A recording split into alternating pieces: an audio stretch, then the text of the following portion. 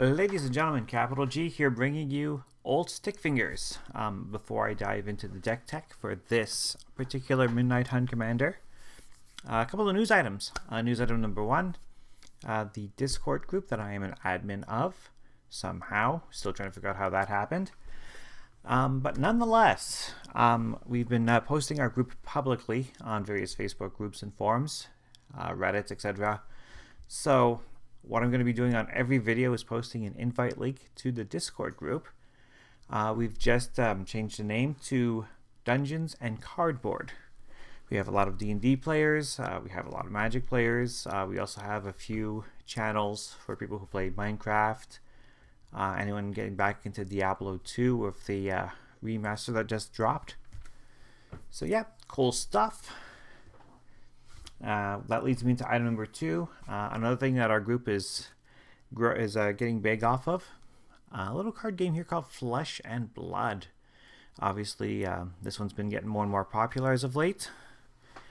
I think it's been around about 2-3 years, is to my understanding. One of the other admins sent me a Viscerai Runeblood. I believe it's a precon. The way it looks like a precon. But still, I'm going to give that a try at some point over the weekend. Maybe later today, in fact. We'll see if the timing works out. Let you know if the game's any good or not. I'm pretty sure it is. One game that I know is really good, of course, is Magic the Gathering, and that's why we're going to talk about Old Stickfingers. A black, a green, and X for a legendary horror. Its power and toughness are equal to the number of creature cards in our graveyard. And when you cast the spell, reveal X cards from reveal cards from the top of your library until you reveal X creature cards. Sweet. Put all those creature cards into your graveyard. The rest of the cards get shuffled onto the bottom of your library. So, cool abilities. There's a couple ways you can build an Old Stickfingers deck. You can just jam in like a bunch of excellent. You want to play the best possible creatures because this is a Reanimator commander. No ifs, ands, or buts.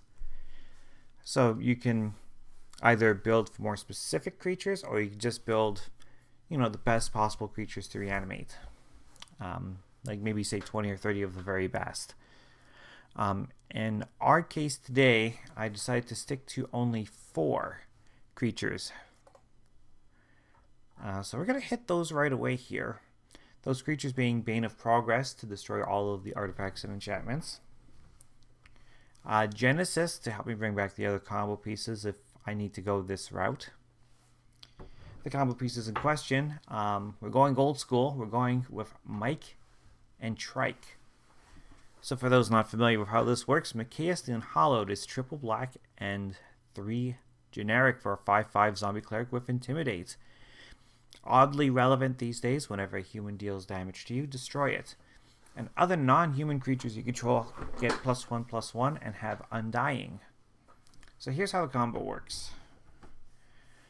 Triskelion, not a human, it's a construct. 6 generic for this 1/1. It enters the battlefield with 3 +1/+1 counters on it. And you can remove +1/+1 counters to deal damage to target creature or player.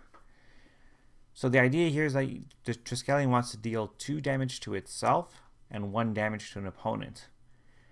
By doing so, it eventually falls to a 2/2 with Mikaeus in play. It dies. It'll come back with actually 4 +1/+1 counters, 3 by itself and 1 from Mikaeus, and you just repeat the cycle.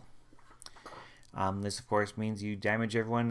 Everyone's life totals go from 40 to 0 immediately if they don't have a response to this combination. So the idea here, of course, is resurrect these 2 creatures, ideally at the same time. Let's see some of the other cards in the deck that'll help us get there. I'm running some heavy hitters on this one. If you don't have these, that's fine. There's definitely lots of alternatives, but I decided to go with a couple of heavier hitters, such as Mana Crypt. Orbs of Warding. This makes it harder to mess with your graveyard. For example, if you have the Orbs of Warding out in play, nobody can throw a Bojuka Bog at you, because Bojuka Bog would target you. There are other effects that can still mess with your graveyard, but this significantly reduces the threat. Running the Soul Ring and a Stuffed Bear. How about having a blocker without actually having a blocker? So 2 mana for this artifact, you can pay 2 and turn it into a 4/4 bear. So this will give us some blocks if we need it over the course of the game. Enchantments, running the Animate Dead. 2 mana to get a creature back from any graveyard, not just ours. It would be 1 less power, of course, and if the Animate Dead leaves the battlefield, so does the creature, and vice versa. Moving on to Binding the Old Gods, good piece of targeted removal. 4 mana, destroy target non-land permanent and opponent controls. Hits creatures, planeswalkers, artifacts, enchantments, whatever needs to go, goes. Chapter 2 will get us a forest. Chapter 3 says creatures we control gain Death Touch. That won't be so relevant.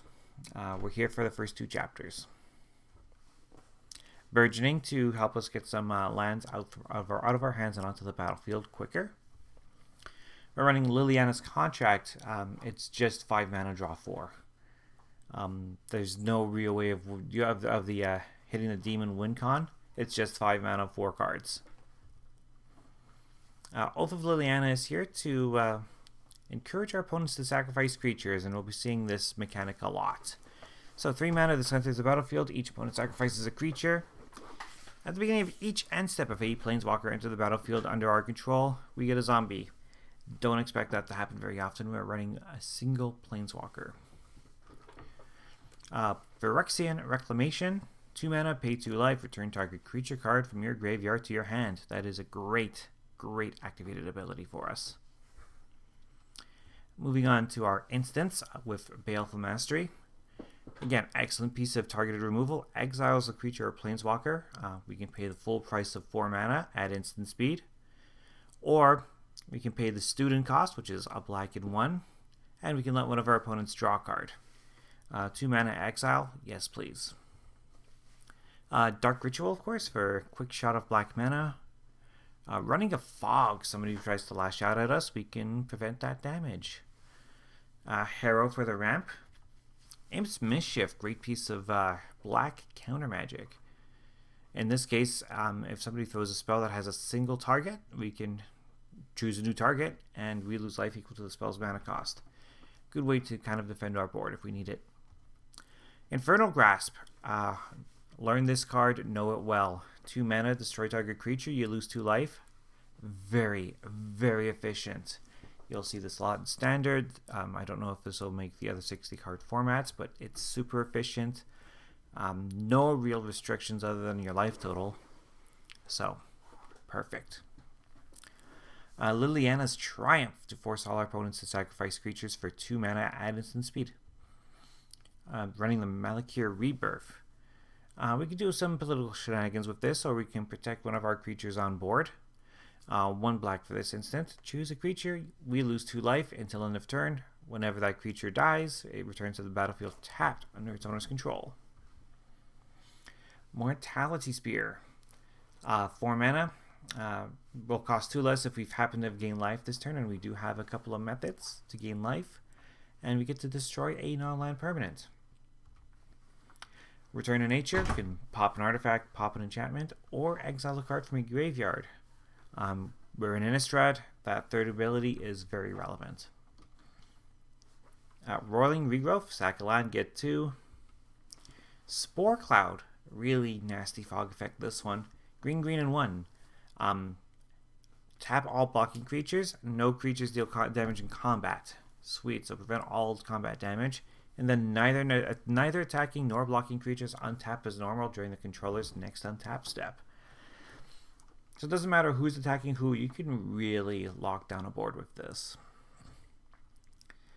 Vampiric Tutor, of course, go get the best card the best card for the moment, put it on top of our library. And then Bonus Hunger. 3 mana instant speed. Each opponent sacrifices a creature. However, if we just happen to have the City's Blessing, it's our opponent sacrifice half their creatures rounded up. We're going to move on to our lone planeswalker, which is Liliana, Waker of the Dead. 4 mana for 4 loyalty, coming in from M21. +1, each player discards a card. Each opponent can't loses 3 life. We don't care about that super much. I like the idea of being able to, if we have a combo piece on our hand and we want it in our graveyard, we can discard it. Also has a -3, which can give a creature -X until end of turn, where X is the number of cards in your graveyard. We are running an insane amount of instants and sorceries in this deck, so our graveyard will fill. We're actually quite the spellslinger deck. We've already just looked at 14 instants. Let us look at 34 sorceries, including the Malakir Recovery. Lets us return any card from our graveyard to our hand, and we have the option of playing it as a land if need be. Command the Dreadhorde.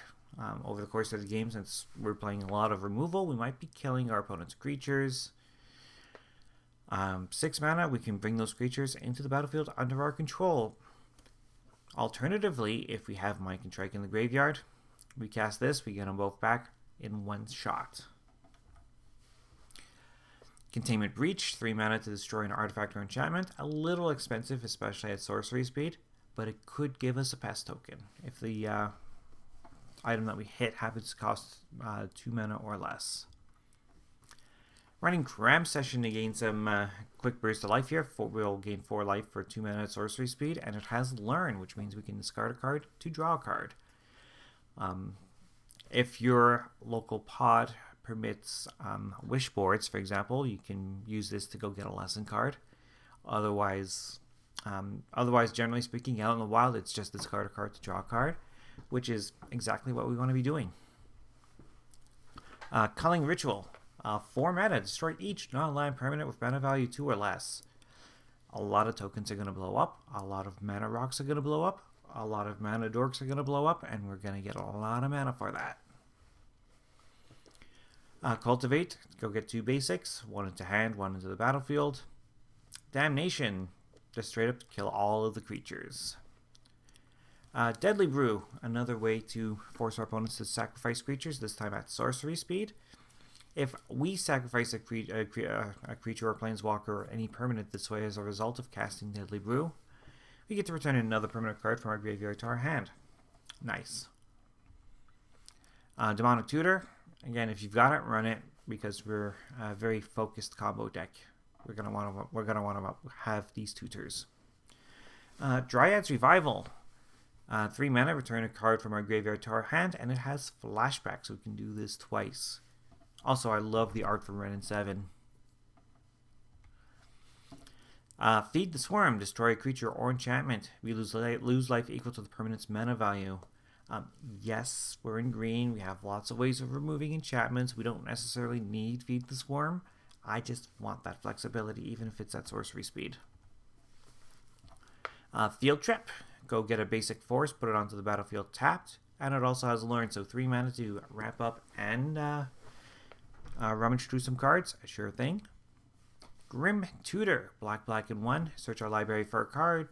We lose 3 life. Again, this is a little more budget friendly than Demonic. If you've got it, run it. Growth Spasm. Go get a basic, and we also get a 0/1 colorless Eldrazi spawn token. Hunt for Specimens. This will get us a blocker, a 1/1 pest that when it dies we gain a life, and it also lets us learn. Innocent Blood. Each player sacrifices a creature, straight up, 1 black. Super efficient sorcery speed spell. Kodama's Reach. Go get a couple basics. Living Death. Another way to have our combo pieces return to the battlefield simultaneously. So of course, black 3. All the creatures that are in play will get exiled. All the creatures in the graveyards will return to the battlefield, and then all the creatures that were exiled go to the graveyard.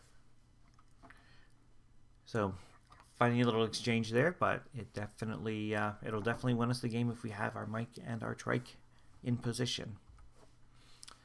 Running the Necromantic Selection. That's triple black and 4 to destroy all creatures. Then return a creature card put into a graveyard this way to the battlefield under our control. Nasty spell. We want some card momentum, so we're running a Night's Whisper to draw cards. Nylea's Intervention. If our opponents think they're just going to fly over at our head, well, we can pay green X and deal twice X damage to each creature we're flying. Alternatively, we can go get X land cards, not basic, land cards and put them into our hand. Profane Tutor, yes, it's 2 mana and we wait 2 turns. If we get this, you know, in the early stages of the game, we don't have to tutor right away and get locked into our decision. We can wait those 2 turns and then decide what we need at that point. So I think it's pretty good. Rampant Growth, because we want to ramp. Read the Bones, scry 2, draw 2, lose 2. I really like the scry 2 here because if we want to keep our creatures in our deck, we can use the scry to scry them to the bottom if we just happen to have them on top and put them on the bottom. That way Old Stickfingers can work its magic. Reanimate, of course, bring a creature back from the graveyard, any graveyard, to the battlefield. We lose life equal to its mana value. Regrowth, get a card back from our graveyard to our hand. And Rise of the Dark Realms, little late game plan B, shall we say, 9 mana to get all the creatures from all of the graveyards onto the battlefield under our control. Sign in Blood, again, 2 mana for 2 cards and 2 life. 3 visits, go get a forest card, put it onto the battlefield, then shuffle. Tooth and Nail, another way to get our combo in play if we need to go this route. It would cost 9 mana in total, but as you've probably noticed, we are running a lot of ramp. Verdant Mastery, 6 mana, or we can pay 4. So we search our library for 4 basic lands. We get 2 of them tapped. Our opponent gets 1. We search for 4 basic lands. We put 1 into the battlefield tapped under an opponent's control if you paid the student cost. Put 2 lands onto the battlefield tapped under our control. And then whatever is not put into play goes to our hand. So if we pay the full cost, we get both of the extra lands to our hand. If we pay the student cost, our opponent's going to get a land.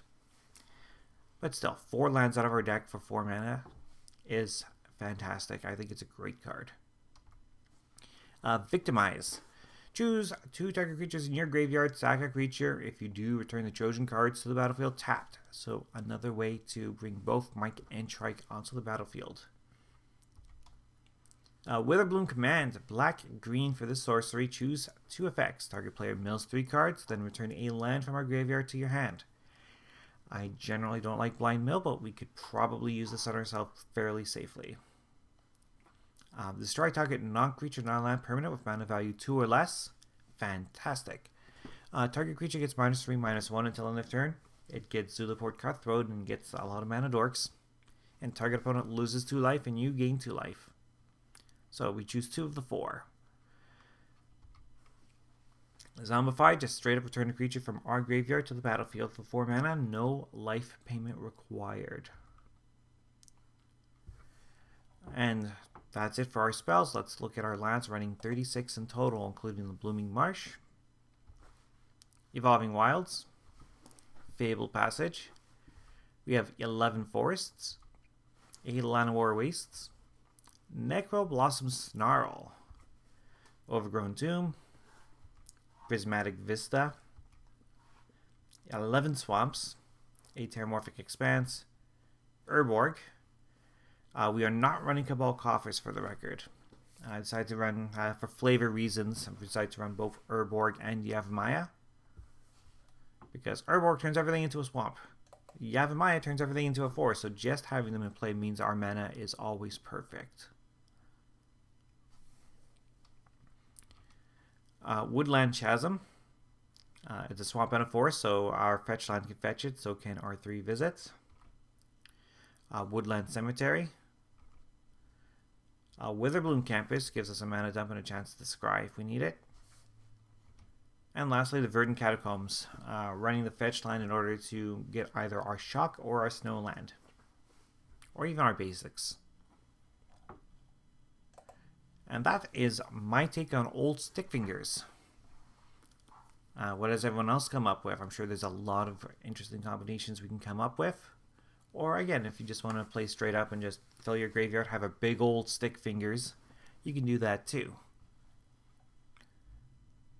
And again, for anyone who wants to join the Discord group and, you know, start playing cards with some of the people in my group, myself included, the invite link will be in the description below. The invite links are usually good for 7 days at a time. So if you've come across this video and the link is not working, just leave a comment and I'll get a fresh link out to you. So hope to see you on the Discord group, and we'll definitely see you at the next video.